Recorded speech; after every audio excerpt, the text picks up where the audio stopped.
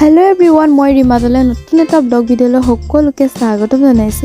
Guys, আজি মই বনাম ধুনীয়া এটা ৰেচিপি কঁঠাল আৰু এয়া চাওক মই কঁঠালখিনি কাটিলো আৰু চাওকচোন ইমান ধুনীয়াকৈ কাটিছো আৰু আপোনালোকে এটা কথা মন কৰিব দেই, ফাৰ্ষ্ট টাইম নাকটাৰ আগতে কটাৰীত তেল আৰু হাতত আৰু কটাৰীত তেল অকমান লগাই ল'ব, নহ'লে মানে বেয়া হ'ব। অকমান মিঠাতেল লগাই ল'ব।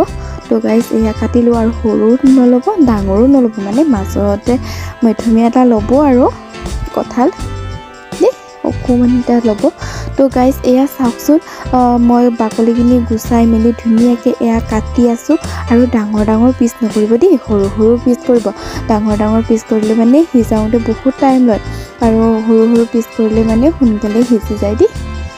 তো গাইজ এতিয়া চাই থাকক, মই ধুনীয়াকৈ কাটি আছোঁ। সো গাইজ এয়া দেখিছানে সৰু পিচ এটা যে মই লৈ আছোঁ, ঠিক তেনেকৈ মানে সৰু পিচ কৰি ল'ব দেই।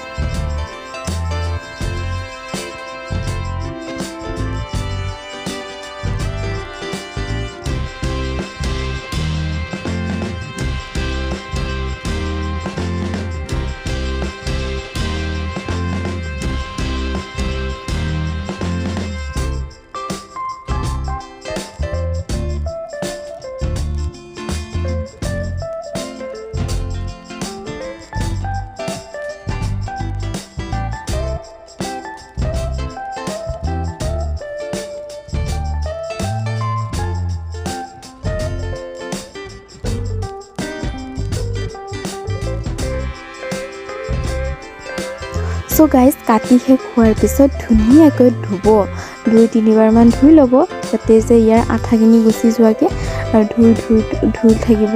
2বাৰমান ধুলেই হৈ যাব বাৰু। এয়া চাওক মই ধুই আছোঁ।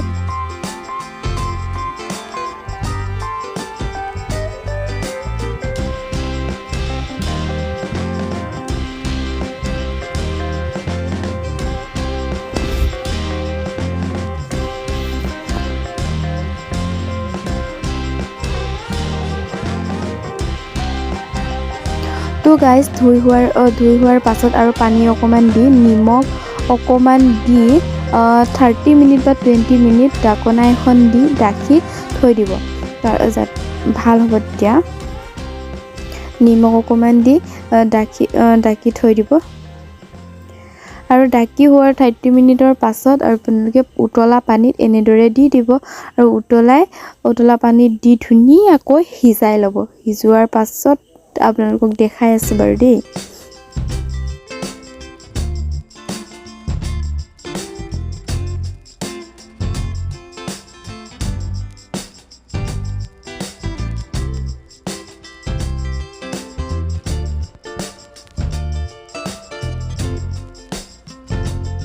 সো গাইজ ফাইনেলি এয়া হ'ল, সিজি গ'ল। চাওকচোন ইমান ধুনীয়া হৈছে, গৰম হৈছে বাৰু, চুব পৰা নাই, হ'লেও এটা দেখাই দিম বাৰু।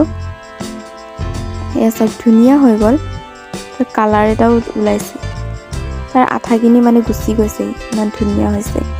তো এয়া চাওক ইমান ধুনীয়া হৈছে, তো চুব পৰা নাই, বহুত গৰম হৈ আছে। এয়া চাওক ইমান ধুনীয়া হৈছে। এনেকুৱা হৈ যোৱাকৈ আপোনালোকে ধুই ল'ব। ইয়াতে মই এড কৰিছোঁ পিঁয়াজ, আদা, নহৰু, কেঁচা জলকীয়া, বিলাহী আৰু আপুনি যদি বিচাৰে জালুক কেইটামানো লগাই দিব পাৰে, তাৰ একো প্ৰব্লেম নাই। আৰু এয়া মই পিচি ল'লোঁ ধুনীয়াকৈ। এয়া চাওক গাহৰি মাংসখিনি ধুই ল'লোঁ, ধুই থৈ দিছোঁ। এয়া চাওক ইমান ধুনীয়া হৈছে। তো ঠাণ্ডা পানী ঢালি নিদিব দেই, ঠাণ্ডা পানী ঢালি দিলে বেয়া হ'ব, টেষ্টটো ভালকৈ নোলায়। তো এয়া চাওক মই মাংসখিনি ভাজি ল'লোঁ ধুনীয়াকৈ আৰু নিমখ, জলকীয়া, আদা, নহৰু চব দিলোঁ। তো ইয়াত কালাৰটোৰ কাৰণে অকণমান মই ৰেড চিলি পাউডাৰ দি দিছোঁ, যাতে যে কালাৰটো মানে ধুনীয়াই হয়, সেইকাৰণে, নহ'লে মানে বগা হৈ থকা যেন লাগে।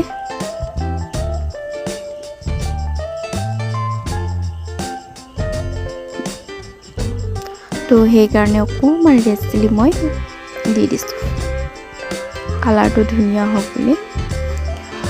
তো ফাইনেলি এনেকৈ ভাজি আছোঁ আৰু ইয়াত ধুনীয়াকৈ দি দিলোঁ কঁঠালটো। মাংসখিনি আধা সিজিব দিলোঁ আধা সিজিব দি এয়া চাওক কঁঠালখিনি মই লগাই দিলোঁ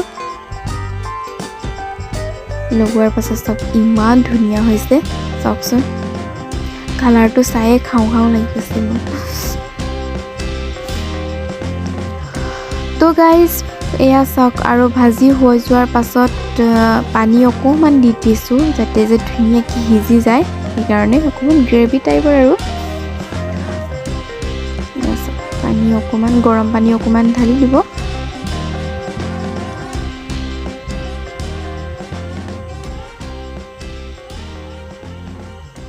বাছ ইমানখিনি দিলে হৈ যাব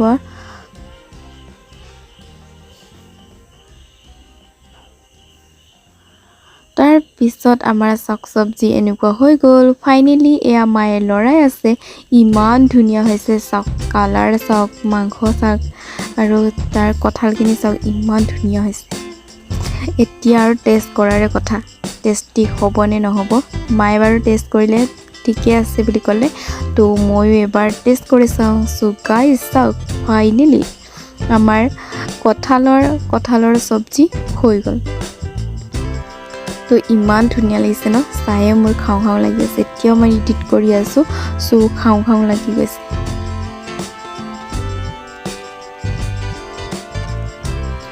তো গাইজ মই এতিয়া ট্ৰাই কৰি চাইছোঁ বহুত গৰম আৰু বহুত ৰাতিও হৈ গ'ল আৰু এয়া চাওক ইমান ধুনীয়া হৈছে ৱাও মানে বহুত টেষ্টি হৈছিলে গাহৰি মাংসৰ লগত কঁঠাল বনাইছোঁ